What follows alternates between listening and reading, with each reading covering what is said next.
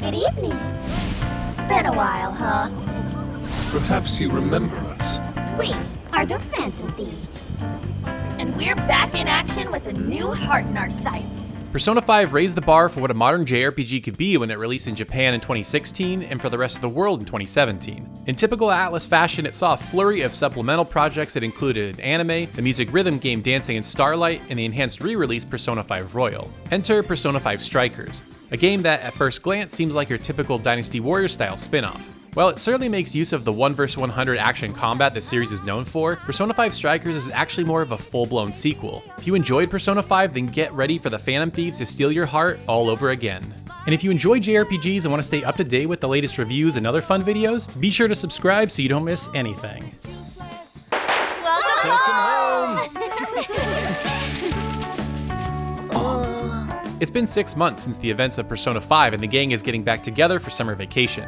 Before the festivities can begin, however, the Phantom Thieves are drawn back into the metaverse once again. There's been a string of strange behaviors reported, and it's up to them to get to the bottom of what's going on. This time around, however, the metaverse has changed slightly. Instead of infiltrating palaces, you now enter jails. They're referred to as jails because instead of the Phantom Thieves trying to steal the treasure of one person, they're trying to liberate desires belonging to a large host of people. These desires are held captive by the jail's hosts called monarchs. These monarchs typically have a large following that they're manipulating for their own selfish desires. For example, the first jail is inhabited by Alice Hiragi, a popular idol who's managed to garner a rabid following of fans. Every monarch has some influence over a group of people, like a mayor or a light novel author. All these strange occurrences seem to be tied to a new digital assistant app called Emma. Little is known about what role it plays in manipulating people, and it's this mystery that will keep you intrigued until the very end. One new character that periodically pops up through the story is a police officer named Zenkichi Hasegawa. He's caught wind of what's happening, and while his boss believes the Phantom Thieves are to blame, he comes to trust them and provides helpful intel throughout the game. Persona 5 Strikers does a wonderful job fleshing him out as a character. Early on, he feels like he's just there to dump exposition, but as the game moves on, you see a different side of him with plenty of heartfelt moments. One new playable character is Sophia, an AI companion who lives in your smartphone in the real world and is a yo-yo wielding fighter in the metaverse. She identifies herself as humanity's companion and simply wants to help however she can. Since she's an AI, she doesn't understand complex human emotions, and it's really cute to watch her learn through each story beat. While it would have been nice to have Kasumi from Persona 5 Royal and Strikers, Sophia is an absolutely adorable and welcome addition to the Persona 5 universe. Maybe my favorite aspect of Persona 5 Strikers' story is that it's a big road trip. While you do start off in Tokyo, you'll soon get access to an RV and travel all over Japan to cities like Sendai, Kyoto, and Okinawa. Each jail's in a different city, so locations constantly feel fresh as they differ quite a bit from one another. While in these cities, you don't just jump right into battle, but have opportunities to explore and take in the sights. Unlike Persona 5, Strikers is much more structured and you don't have to worry about wasting days with a strict calendar system. While the story does have a calendar, this is more for visual flair than anything else. Because Persona 5 Strikers is more structured, there's a liberating feeling to it. It's nice to not have to worry about missing something because you didn't spend your days optimally. While there are optional bonding events that I'll touch on later, Strikers makes it very obvious when you have time to partake in these before it's too late. Overall, I really enjoyed the story in Persona 5 Strikers. It doesn't feel like a half-baked one you might find in other Warrior-style spin-offs. It truly is a sequel to Persona 5. What I really appreciated is that every Phantom Thief is there right from the beginning, all getting equal screen time. This wasn't the case for Persona 5, with some characters, mainly Haru, feeling like they were barely there. This is also a meaty story that, depending on your playstyle, could easily take you over 50 hours or more to complete.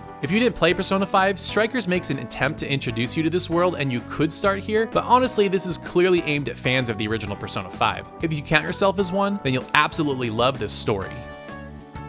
I'll reveal your true form.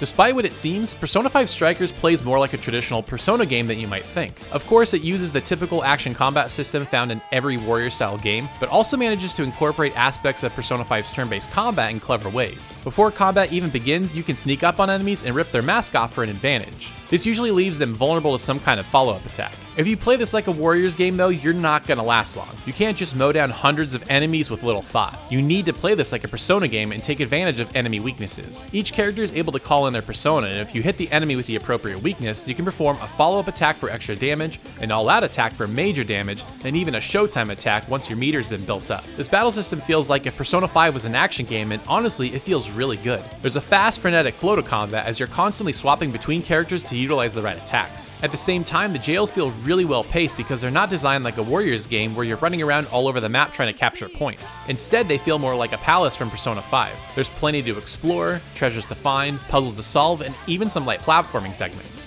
As the game goes on, you will start noticing a formula in the way jails are designed, but they're never boring. There's always at least one new element to keep them fresh and new enemies with different weaknesses, encouraging you to try every character. My personal favorite characters to play as were probably An and Sophia. Their weapons have the widest range, which I always prefer in warrior games, and also have the added utility of healing with their personas. There's also a ton of interactable objects throughout levels to keep combat interesting, like cars that can explode or chandeliers you can drop. There's even a level where you can ride a snowboard that hits enemies as you ride down the hill. These small elements feel like the cherry on top of the combat sundae. Persona 5 Strikers was already exhilarating to play, but these extras really put it over the top in fun ways.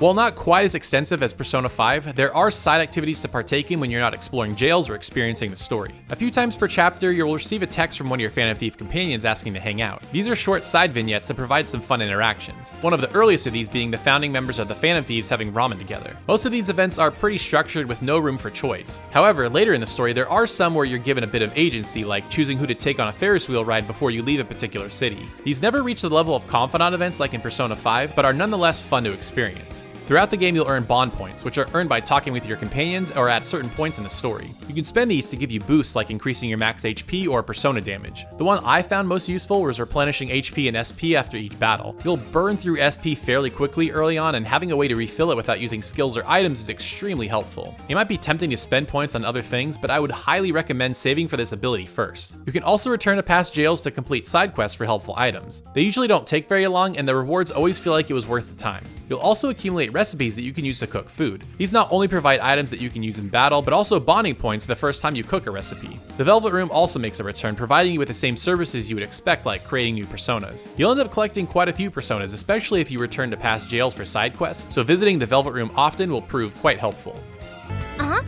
Praise me more. Keep it coming. Persona 5 Strikers looks incredible. It utilizes the same environments, character models, and character portraits from Persona 5, so that shouldn't come as a surprise. There's such a huge variety of environment types, both in jails and the cities themselves, that keeps Strikers constantly feeling fresh. Every aspect of the presentation continues Persona 5's stylish flair, from new menus to attacks and combat. Watching each character's showtime attack was a particular treat for me, with Makoto's being my absolute favorite. One nice feature in the options is choosing between fidelity or frame rate. I played with this a bit and honestly couldn't notice a real difference in either mode on PS4. Both looked amazing and ran at a buttery smooth 60 frames per second at all times. I imagine the difference in modes will probably be more noticeable in the Switch version, so consider checking out a Switch specific review if you're curious. Speaking of options, there's a few other cool ones added that are worth mentioning. The first being the option to choose between Japanese or English voice acting, as well as choosing between Strikers, Persona 5, or Persona 5 Royal's soundtrack. Personally, I really enjoyed the new music, so I just stuck with that for my playthrough, but Persona 5's music is so good you can't really go wrong no matter which one you choose. Joker, Skull, let's fight our way out.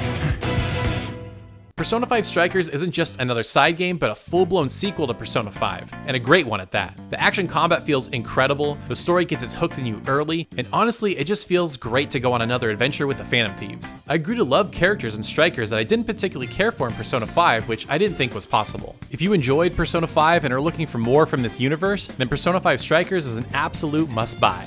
Now, if you want to know what other JRPGs you can look forward to in 2021, be sure to check out this video where I share 23 JRPGs you'll be able to play this year. And if you want to stay up to date with more JRPG reviews, be sure to subscribe so you don't miss anything. Thank you so much for watching, and we'll see you next time.